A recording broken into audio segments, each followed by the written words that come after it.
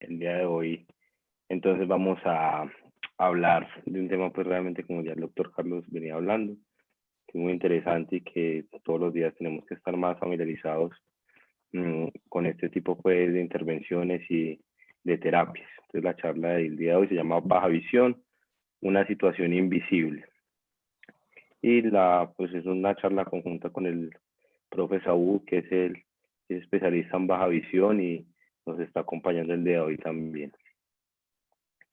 Entonces, para empezar, queríamos ilustrar dos casos clínicos de tantos que se ven en la consulta de baja visión, como para introducir más o menos lo que se hace en este tipo de consultas y cómo los pacientes se van pues pues ayudando con ayudas ópticas y no ópticas, que es lo que vamos a desarrollar durante la charla. Entonces, este primer caso es una señora de 54 años de edad, es docente universitaria, tiene antecedentes de una diabetes de muy mal control, insulino requiriente, que tiene ya compromiso de retina, tiene una retinopatía diabética proliferativa con edema macular y hemorragia vítrea, que está siendo manejado obviamente por oftalmólogo y por retina con inyección intraocular. ¿Qué pasa? La señora cuando llega a su consulta de baja visión, siempre lo primero es cómo percibe ella la visión de ella, y menciona que tiene dificultad para ver rostros a más de 1 metro, que no reconoce las escaleras, que los, pues, digamos, huecos o resaltos cuando está caminando, y no es capaz ni de reconocer los alimentos ni el dinero. Ella estaba usando unos lentes progresivos que ahorita miraremos que pues no es como en este tipo de pacientes con compromiso importante de la visión como lo ideal por el corredor que tienen y que no les permite sacar al máximo las funciones visuales. Y ella veía 3.15 con agudeza visual de lejos, una visión cercana de 20-80 a 24 centímetros, acompañada de luz auxiliar, que en ayudas no ópticas hablaremos pues de la luz auxiliar y todo pues las ayudas no ópticas importantes. Cuando se evalúa, ya vemos que en el ojo derecho era neutra menos 1.50 a 175 y ojo izquierdo menos 0.50 menos 0.75 a 175, y llegaba con esta refracción a 3.15 más, y con un microscopio más 8 compensado y un más 2 prisma base externa a 180 lograba de cerca 20-50 más. ¿Qué pasa? Esta señora se envía a 6 sesiones de rehabilitación visual, y entre lo que se le propone, porque es una persona pues que trabaja, que está haciendo su doctorado, es un tipo de plataforma que es una plataforma que les permite a los pacientes agrandar como tal la letra, cambiarle el contraste para así poder llevar a una promesa, pues a un aprovechamiento visual mucho más grande que en un tipo de computadores pues normales que usamos cotidianos, que tiene pues un tipo de contraste diferente, un tamaño de letra diferente. La señora vuelve a cita de control después de su programa de rehabilitación, y en ese momento pues obviamente por la historia natural de su enfermedad ha venido avanzando pues su deterioro. Acá se encuentra con un subjetivo de 3.19 más en el ojo de visión lejana, con una refracción de menos 2 en ojo derecho y ojo izquierdo neutra menos 1.50 a 0. Acá con el microscopio ya de 12 compensado logra un 20-100, y es muy importante lo que ella menciona en esta consulta porque es lo que generalmente se ve en este tipo de pacientes. Ya esto le está comprometiendo su quehacer, su vida en pareja, todo. Entonces nos menciona lo siguiente: deprimida porque posiblemente le finalicen el contrato y la pensión de la universidad. Mi esposo me dejó después de todo esto. Me cuesta mucho terminar mi doctorado. ¿Qué es lo que vamos a ir viendo en esta charla? Si este tipo de pacientes que tienen una problemática pues adicional a su visión, y que eso va a impactar obviamente en todo el entorno que lo rodea. El siguiente caso es un caso que es pues conocido en el staff de la UPB. Es un paciente técnico documental. Estaba pendiente de presentarse a trabajo social en la Universidad de Antioquia. Estaba en consulta de baja visión por un desprendimiento de retina en el ojo izquierdo y una ceguera en el ojo derecho. El paciente menciona que su visión, pues, o reconoce su visión como identifica rasgos de rostros a 1 metro, usa bastón y con ese bastón logra algo de independencia, identifica la comida, pero es muy importante que él menciona una fotofobia marcada. El paciente venía usando unos lentes de contacto, ojo izquierdo más 19 esféricos y adicionalmente unas gafas, ojo derecho más 2 menos 5 por 180, y ojo izquierdo más 3 menos 7 a 180, transition, por esta parte de la fotofobia importante que tenía. Ayudas ópticas, usaba telescopio 8 y lograba una visión lejana de 330 menos y una cercana de 20-50 a 10 centímetros. Sobre los lentes de contacto se realiza una sobrerefracción, encontrando más 1,50, y con esa sobrerefracción logra 330 a 3 metros. Y por la fotofobia y por esas molestias visuales se le hace una prueba de lentes, de filtros, perdón. En esa prueba de filtros pues hay una mejoría marcada de la molestia con un filtro Nobel 755. Esos filtros, pues ahorita hablaremos en ayudas pues de qué son estos filtros, cómo se hacen estas pruebas para poder identificar cuál es el que le sirve a nuestro paciente. Este paciente posteriormente, cuando vuelve a la consulta de baja visión, ya llega con imágenes que dice que tiene actisis bulbis bilateral, con disminución del tamaño del nervio óptico, y ya con los lentes de contacto y las gafas logra una agudeza visual lejana de 330 menos, una agudeza visual cercana con telescopio de 20-40 y una sobrerefracción ahora de más 2, logrando con esa sobrerefracción el 330 a 3 metros y usando el filtro Nobel 755, que fue con el que se adaptó mejor. Ya la historia natural de la enfermedad del paciente lo llevó pues actualmente a la ceguera, pero inclusive el paciente ciego en baja visión se le sigue ofreciendo tipos de ayudas. Una de las ayudas que se le está tramitando a este paciente es el ORCAM, que es este que vemos acá. Es un dispositivo que se adapta pues a los lentes.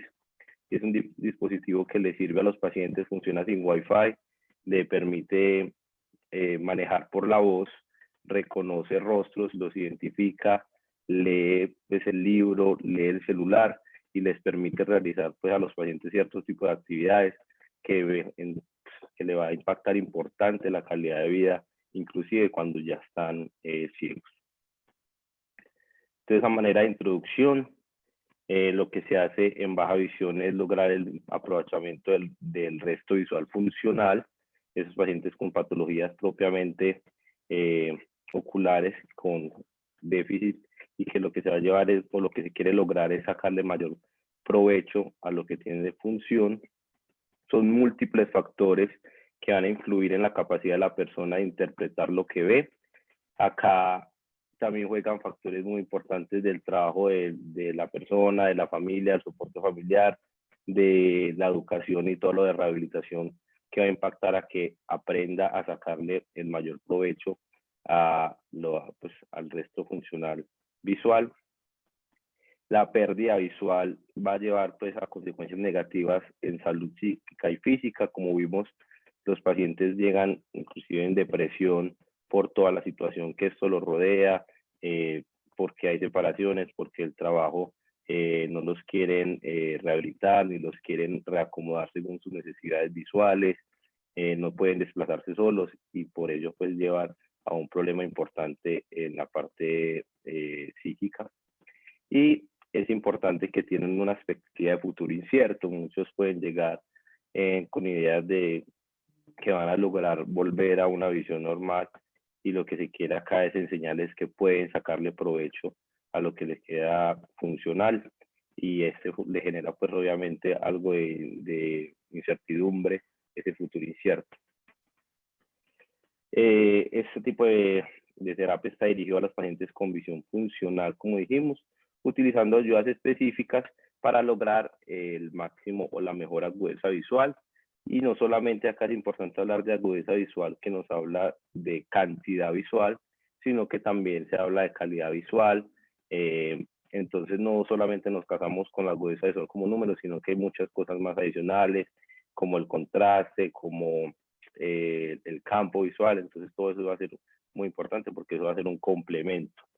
Apta para pacientes que tengan discapacidad visual moderadas a severas, inclusive en ceguera, porque ya vimos que inclusive en ceguera se les puede ofrecer algún tipo de ayuda.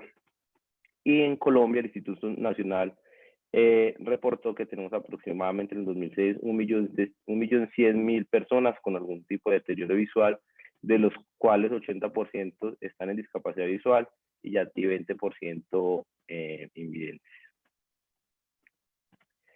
Esto genera pues realmente importantes costos de formas directas e indirectas, representando cargas para la familia y la sociedad. Hay pacientes que están en etapas económicamente activas, que va a generar obviamente digamos que un aprovechamiento por parte de él y su familia a lo que puede trabajar o lo que dejó de trabajar. Adicionalmente, la consulta, los dispositivos y toda la parte de poder lograr este tipo de ayudas va a ser engorroso y va a ser, digamos, que implica algo de dinero por parte de las familias, y esto es como muy importante. Tiene un impacto socioeconómico, como dijimos, importante, y digamos que la comunidad no está preparado para convivir o para tener un familiar o para tener pacientes con discapacidad visual. Las empresas no están preparadas, inclusive cuando se les da la opinión de cuáles son los dispositivos que tienen que tener para sus pacientes que trabajan en esa empresa, no lo aceptan o le ponen trabas para no dárselas. Entonces no estamos preparados como tal para este tipo de pacientes. Y un problema muy grande es que tenemos políticas de salud que no son muy claras, encaminadas a todo el problema de rehabilitación visual, que no tenemos estándares claros, ni los pacientes, digamos, tienen pues alguna pauta a seguir, que eso va a ser obviamente más engorroso.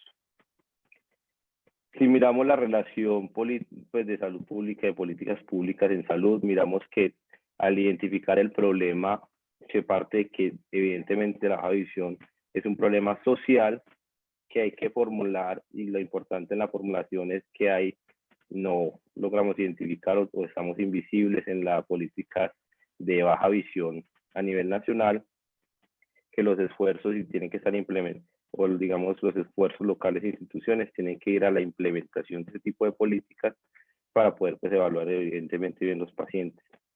Entonces, ¿qué es como tal? Es una deficiencia visual permanente que puede tener origen en tres túnicas anatomofuncionales. Uno es propiamente del globo ocular, los pacientes que tengan desprendimientos de retina, los pacientes de retinopatía, los de degeneración macular, entonces propiamente patología ocular o patología como tal en la vía visual o en la corteza cerebral. Como dijimos, no solamente están marcados por la agudeza visual, que es en términos de números de cantidad visual, sino que también en otras funciones como el campo visual, la sensibilidad al contraste y la visión cromática. Esta parte es más de clasificación, pero entonces tenemos que la baja visión, podríamos hablar de una agudeza visual corregida de 20/60 a 20/400 en su mejor ojo, con una pérdida del campo visual menor de 20 grados en ese mejor ojo. El 81% de los pacientes con discapacidad visual son mayores de 50 años, por lo que hablamos ahorita, entonces tenemos más o menos un 19% que es menor y que está en una etapa que es económicamente activa con el impacto socioeconómico que esto trae. Tenemos que las principales causas de baja visión van a ser defectos refractivos no corregidos, cataratas, degeneración macular relacionada con la edad, glaucoma y retinopatía diabética. Y las causas de ceguera serían cataratas, defectos refractivos no corregidos y glaucoma.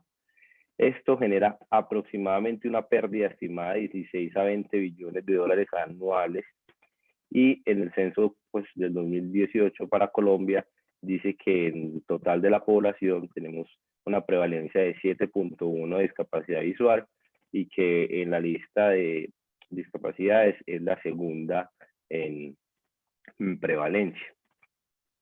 Hay unos factores que van a influir en el aprovechamiento visual.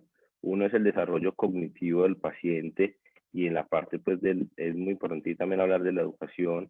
Esos pacientes que pronto, digamos, son más estudiados, que tienen, pueden entender mucho más lo que se les está diciendo, van a poder entender mejor la parte de la rehabilitación y así poder impactar más y poder sacar mejor el aprovechamiento de esto. las habilidades sociales que tenga. Acá la parte de la actitud de la familia es muy importante, el apoyo familiar en este tipo de procesos que van a llevar a que tenga un éxito como tal este tipo de intervenciones.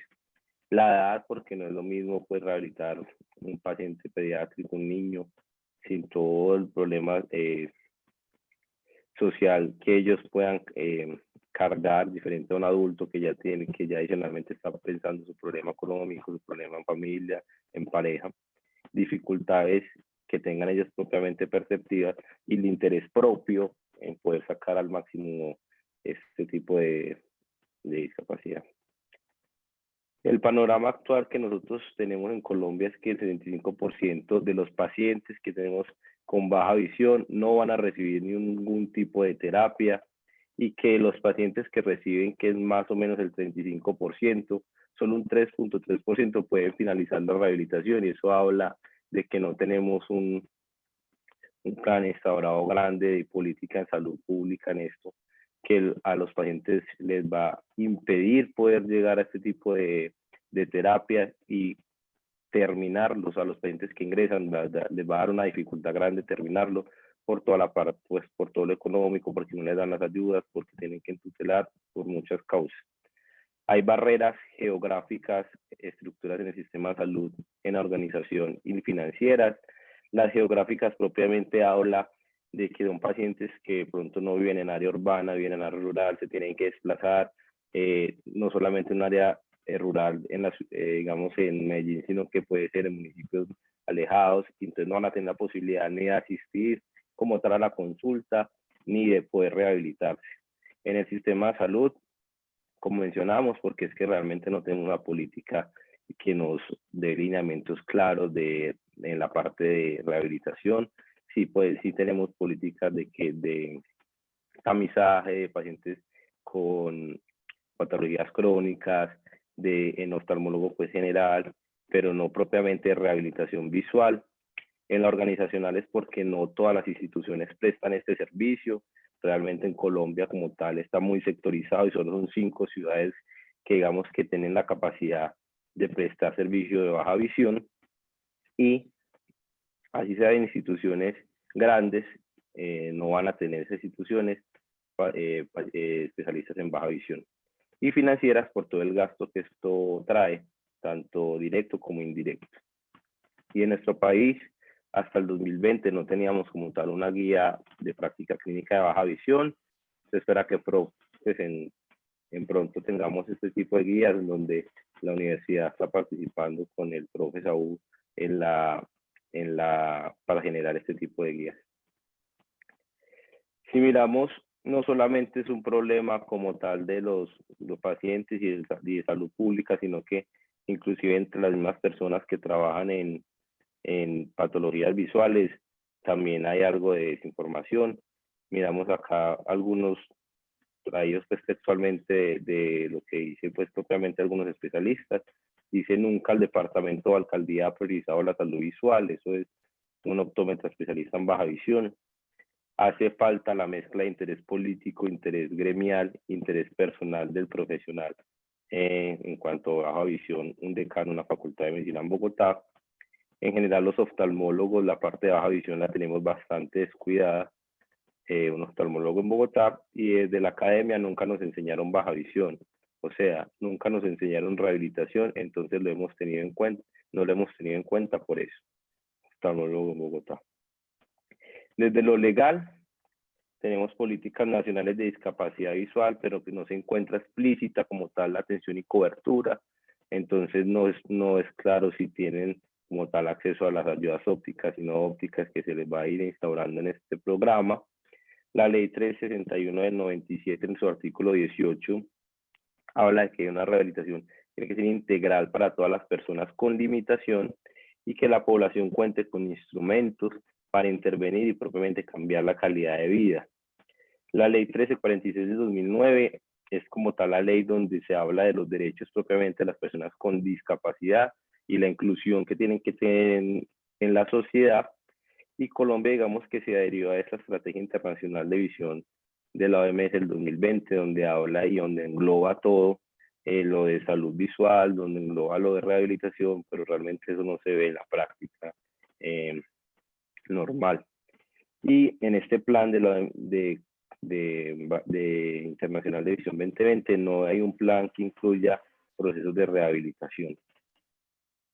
Entonces, finalmente, los pacientes, la única vía de acceso para poder llegar a baja visión y a todo lo que se le va a ir pidiendo en baja visión, desde exámenes, ayudas ópticas y no ópticas, va a ser la acción de tutela, que digamos que finalmente va a ser por el único medio que van a llegar a este, pero eso va a ser muy engorroso, va a tardar ahí, en las primeras veces las van a rechazar y van a tener que volver a ponerla finalmente para tener una acción de tutela integral, y ese retraso en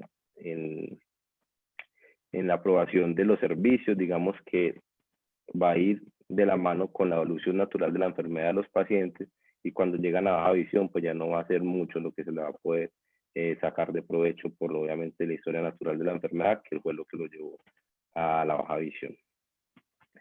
¿Y cuál es la, o digamos en qué se puede decir excusa del sistema, en que la discapacidad visual no genera un peligro para la vida y hace que las tutelas como tal sean negadas o retrasadas o no priorizadas?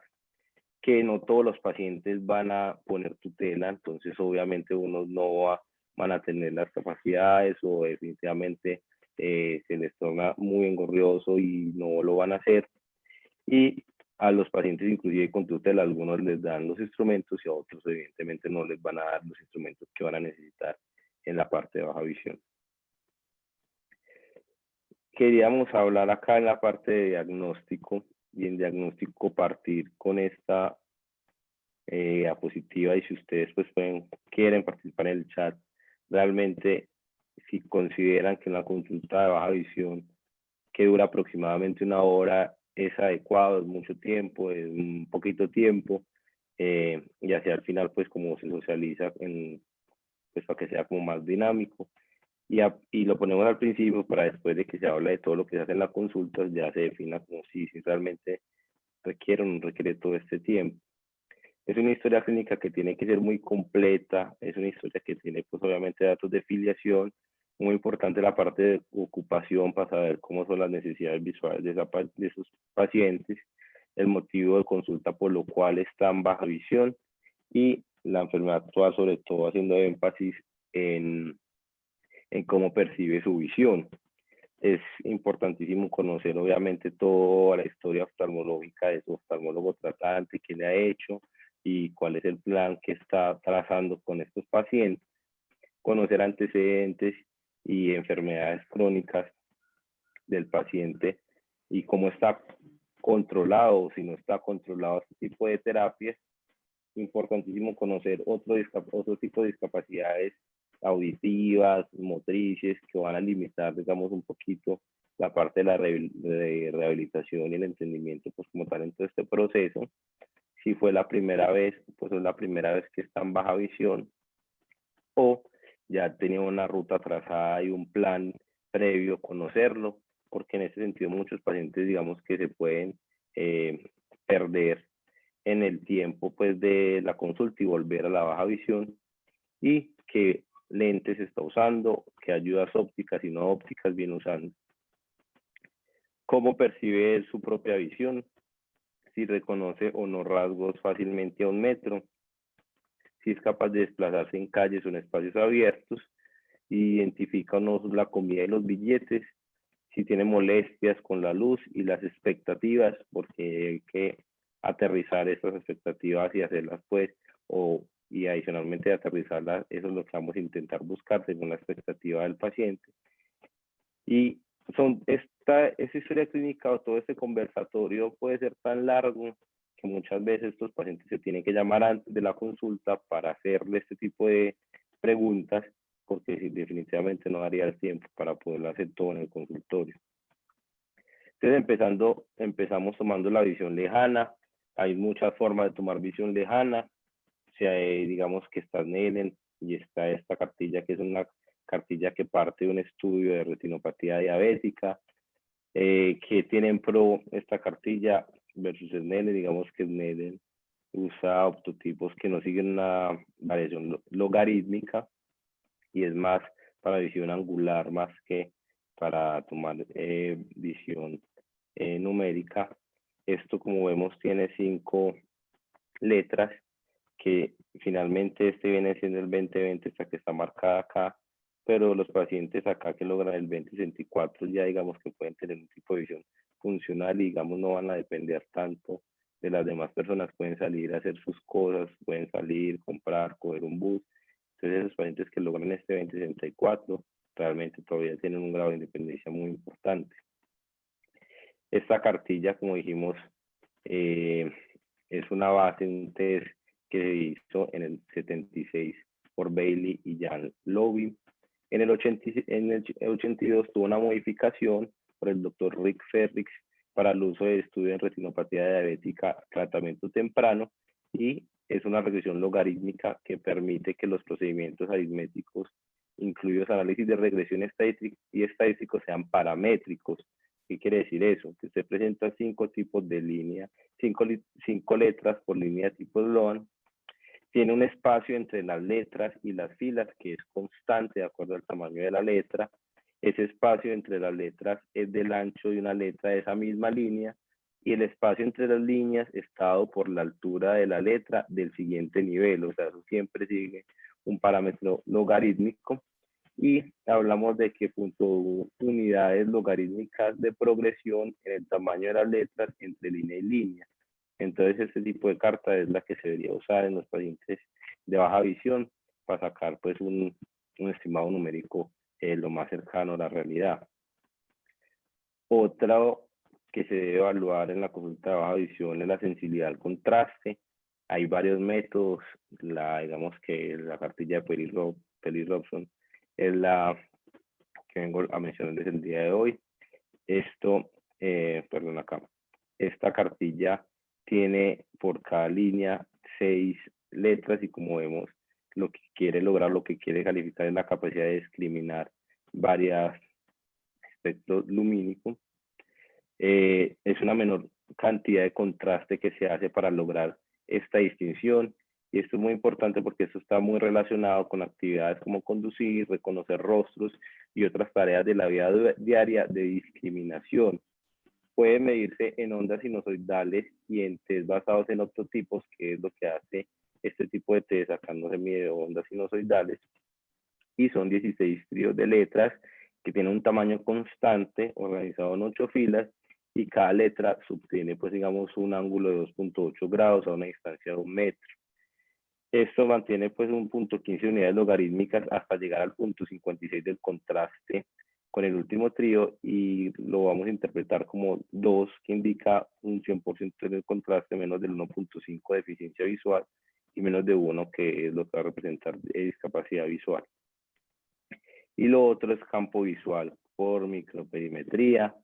Normalmente el campo visual que se espera que los pacientes normales tengan es superior 50 grados, nasal 60 grados, 70 grados inferior y 90 grados temporal.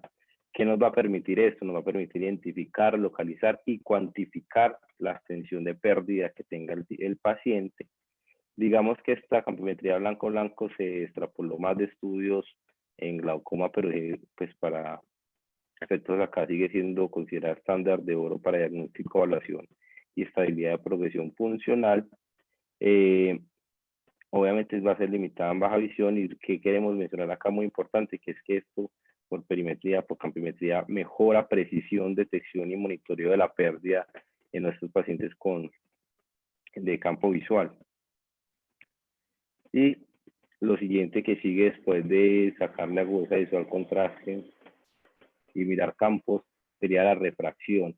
La refracción que se hace en baja visión pues puede ser una refracción que puede ser un poco diferente a lo que se podría hacer en un consultorio de oftalmología. Acá se hace refracción manual, entonces se usa retinoscopio para hacer este tipo de refracción. Vamos a determinar defectos esferocilíndricos que se pueden sacar por diferencia de esferas, siendo la más positiva la esfera, la diferencia entre estas, el cilindro y su eje, pues que va a ser el eje del más negativo.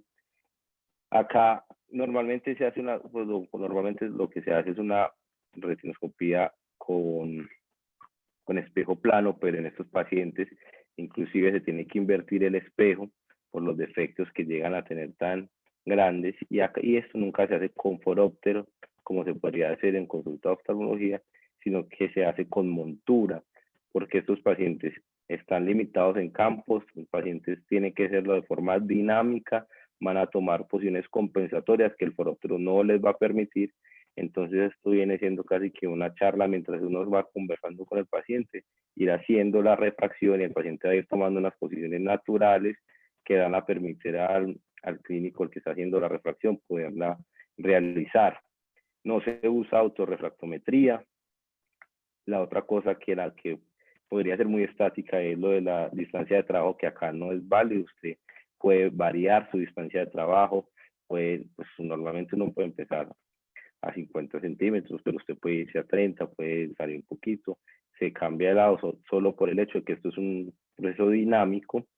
Se realiza en formas compensatorias, como lo dijimos, los pacientes muchas veces tienen que girar la cabeza, tienen que hacer algún tipo de movimientos para poder sacar la refracción objetiva adecuada, y en algunos casos, en algunos pacientes, sobre todo en los pacientes con trastornos metabólicos como diabetes, va a haber que hacer varios tipos de refracciones consecutivas, citándolo varios días, porque estén muy descompensados de su azúcar y no se les va a poder sacar una refracción adecuada.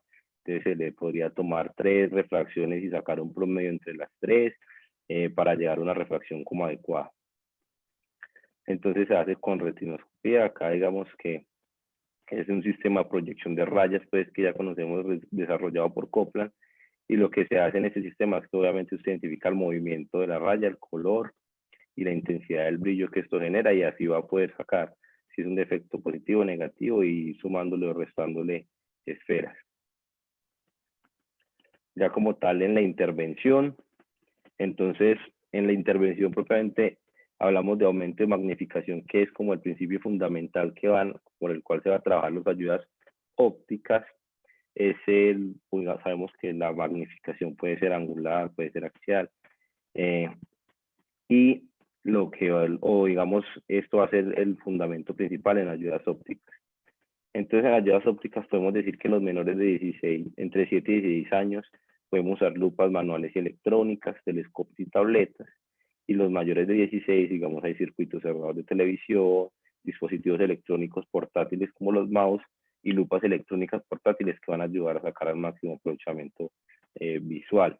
Hablando propiamente de telescopios, los telescopios me permiten, o digamos que son usados para trabajo de visión lejano. Digamos que hay 2 tipos grandes, que es el Galileo y el Kepleriano, y que van a poder ser montados propiamente sobre el lente del paciente, o que pueden ser manuales y se guardan en una cartucherita, el paciente lo saca en el momento que lo necesite. Va a tener pues su problema, es que le va a reducir un poco el campo, o lo va a restringir, y puede ser de foco fijo o enfocable. Según la posición, usted se podría poner superior, central, e incluso se podría poner inferior. Y como dijimos, está el Galileo y el Kepleriano. Acá vemos las fotos pues montado propiamente sobre el lente, o que es, digamos, portátil o manual, y usted se puede guardar y sacar cuanto lo necesite. Ya los microscopios y las lupas son lentes positivos, convergentes, de alta potencia, que lo que va a permitir es que, o digamos, se pueden montar propiamente de forma monocular, bifocal y binocular.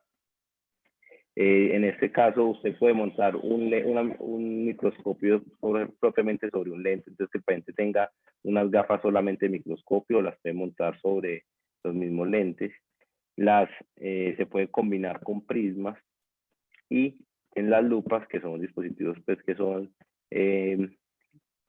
de bolsillo o montadas propiamente en un soporte, y que pueden adicionarles cosas como que tenga una linterna que le va a permitir pues al paciente tener su luz accesoria ya incluida en la lupa.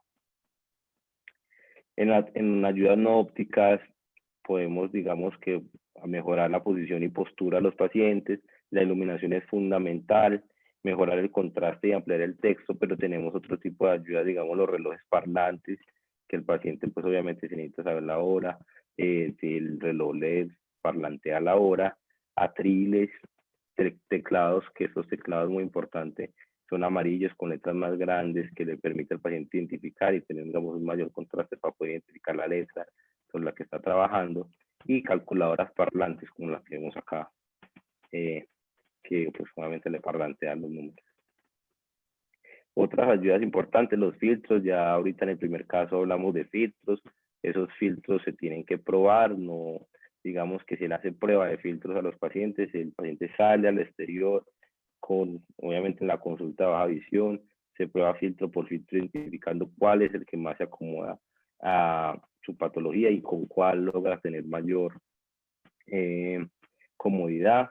Los lentes prismáticos, los lentes de contacto también muy importante como ayudas, los software como el que mencionamos en el primer caso, que le permiten magnificar la letra y le van a ayudar a sus pacientes. Inclusive estos software se deberían instalar en su lugar de trabajo y ellos tener en su lugar de trabajo su computador con el software y con el teclado que les acabo de mostrar. Hay aplicaciones ya propiamente de los celulares, ayudas no ópticas, hay bastones de identificación que son bastones aproximadamente de 35 pulgadas que son para pacientes que todavía tienen, que pues todavía ven y lo que quieren es identificar propiamente cosas puntuales, o bastones largos que son para pacientes que ya les ayude a caminar, que son bastones de 45 a 65 pulgadas.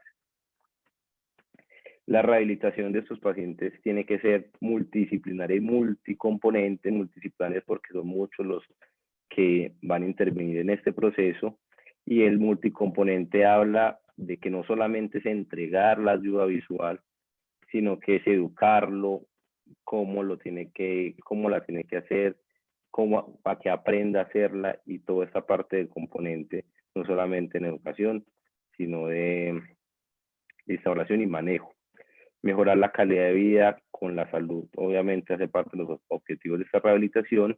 Tener una calidad de vida con relación a su visión, que aprenda a hacer actividades básicas e instrumentales, que tenga la capacidad de lectura, y pacientes de entre 7 y 6 años puedan tener su proceso normal de infancia, de entrenamiento físico, progresión, programas grupales y adaptar dispositivos. Va a ser centrada como tal en las personas, no solamente su patología, sino como tal en todo lo que engloba la persona. Es un proceso que es escalonado y es muy importante hablar de un plan enfocado en prevención, en seguir perdiendo funcionalidad, retrasar la tasa de pérdida y mejorar como tal calidad de vida. Y ya se ha metido mucho más esta parte de telerehabilitación, inclusive mucho más ahorita en pandemia, toda la educación vía telefónica que se les puede dar a sus pacientes. En los niños, digamos que tienen los niveles, en un nivel primario usted lo que empieza con dispositivos no ópticos en la parte de rehabilitación, un plus cuando usted empieza a introducir dispositivos ópticos. En un segundo nivel ya va a tener capacitación y prescripción de otros dispositivos, y ya toda la parte de apoyo psicológico, de actividad de ocio. Ya finalmente en el tercer nivel es demostrarle, probarle, prescribirse y proporcionar dispositivos ya como tal, todos de baja visión, en pacientes que ya vienen entrenados y educados en estos. Y la terapia ocupacional pues busca mejorar calidad de lectura, mejorar velocidad de lectura y desempeño en actividades y participación social. Estas terapias se hacen de forma individuales y grupales, y las grupales les va a servir mucho más como para compartir con otro tipo de pacientes y ver la evolución de otros tipos de pacientes.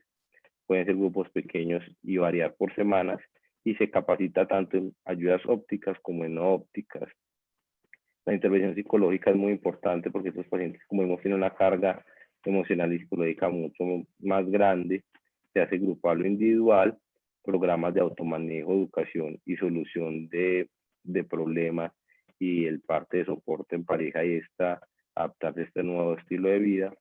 Combina estrategias y lo que quiere mejorar es autoeficacia, autoestima, síntomas de depresión, y digamos que promover actividad diaria e independencia. El seguimiento que se le hace a sus pacientes se recomienda con una escala del National Institute Visual Function Questionnaire, que lo que hace pues es evaluar, iniciar y hacer un seguimiento de calidad relacionada con visión en estos pacientes de baja visión, adultos mayores de 18 años, y la influencia de la discapacidad visual y los síntomas visuales como tal en salud física y mental de esta población. Entonces, como conclusiones, digamos que es la salud visual, digamos que puede estar reglamentada de la ley 100, pero todavía no está bien instaurada. Muy importante los enfoques desde promoción y prevención y no tener que llegar a este proceso de rehabilitación. Ausencia de lineamientos grandes para un impacto como tal en los pacientes que ya tienen su discapacidad visual y un proceso de rehabilitación visual. Van a tener muchísimas barreras para el acceso de la población a servicios de salud, poco conocimiento del tema por parte de trabajadores de salud visual, va a tener una gran carga psicológica y los pacientes no van a tener acceso a especialistas en baja visión, además que son pocos los que hacen baja visión. Ya no sé si tengan preguntas, el profe Saúl, lo que hablaron en el chat, ya pues los escuchamos. Juanca, qué buena revisión, hombre. Sabes que este tema no es muy explorado, como bien lo decía, pero es un tema muy frecuente, demasiado frecuente. Y lo interesante es eso, que el 80% de los pacientes tienen con baja visión o con discapacidad visual tienen la posibilidad de tener una mejora importante que los haga más funcionales. Como bien lo decías, no es volver a una visión normal, sino a una visión más funcional, sacarle jugo como a digamos que este problema que tiene. Y todavía nos pasa, cuando estudio medicina, cuando estudio oftalmología, tengo muy olvidada la baja visión por una razón, y es que nos entrenan a que el paciente o es 20/20 o no tengo nada para ofrecer. Entonces, muchos pacientes que están en ese área gris, ni siquiera ensayamos aumentando el poder de los lentes o haciendo cosas tan sencillas como, digamos que remitirlo, conociendo el caso, remitirlo al servicio que sí tiene la opción de ayudarles. Saúl es una persona muy especialista en este asunto y que nos acompaña con muchos pacientes. En la ciudad tenemos, por trauma, por violencia, mucha baja visión, pero también digamos que las enfermedades, entre comillas, comunes que la generan, como la degeneración macular, glaucoma, todas las lesiones pues, retinales asociadas también a la diabetes, hace que Saúl tenga mucha experiencia. Entonces, quisiera que Saúl nos contara un poquito de lo que ha vivido pues, con toda esta transformación, porque creo que la ciudad ha cambiado también con relación a la baja visión. Creo que los oftalmólogos que hemos sido tan ajenos, ya entendemos un poquito más y los pacientes se les ha brindado una oportunidad. Uno veía muchos pacientes a veces en consulta con muchos años en que no, mi oftalmólogo dijo que no había nada que hacer, y eso sí es muy triste. Creo que Saúl, contarnos cómo es la visión tuya sobre este asunto.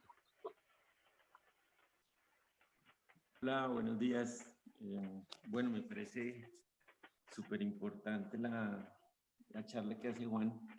La invitación fue decirle o invitarlo a expresar desde su experiencia en la rotación y darle como unos temas, pues unas bibliografías para que él lo expresara como desde su punto de vista. Me parece que lo hizo muy integral, muy bien. Pienso que se nota pues gran diferencia en la rotación con otras instituciones, ya que los, digamos, residentes que están aquí en UPB han tenido la experiencia incluso desde la doctora Claudia Durán y obviamente pues con el doctor Carlos también de manejar esta temática.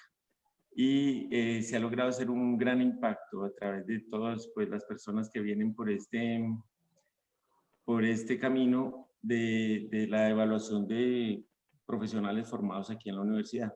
La invitación digamos, de haber participado y haber formado y fortalecido el grupo del Hospital San Vicente, también permitió que muchas otras instituciones y muchos otros profesionales que no tenían experiencia en esta temática hayan empezado como a enamorarse del tema y a compartir. Yo pensaría que esto es más de compartir y darle una oportunidad a esa persona que después de ser intervenida, pues desafortunadamente ese tratamiento hecho al máximo no le permite a la persona disfrutar de una visión para poder desarrollar sus actividades previas.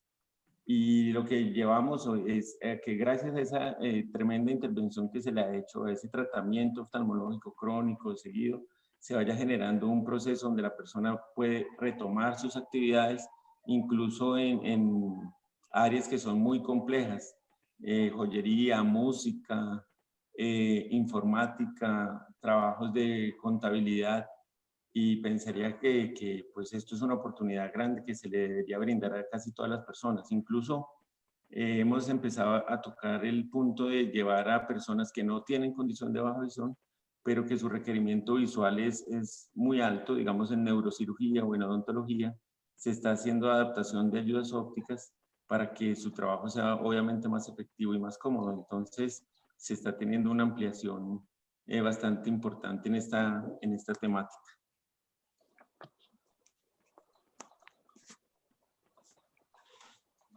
Aquí veo muchas felicitaciones en el chat, Juanca, porque es un tema no es muy frecuentemente recordado, digámoslo así. Y gracias a Esaú se ha podido, digamos que fortalecer el tema entre los residentes y muchos oftalmólogos. Esto, créanme que hace 10 años era que un tema, digamos que a la gente cuando uno habla de baja visión pensaba era en invidencia. Inmediatamente, como te digo, eran pacientes que en teoría no tenían ninguna opción de manejo y la tecnología ha cambiado, pero sobre todo la mirada de esos pacientes ha cambiado mucho.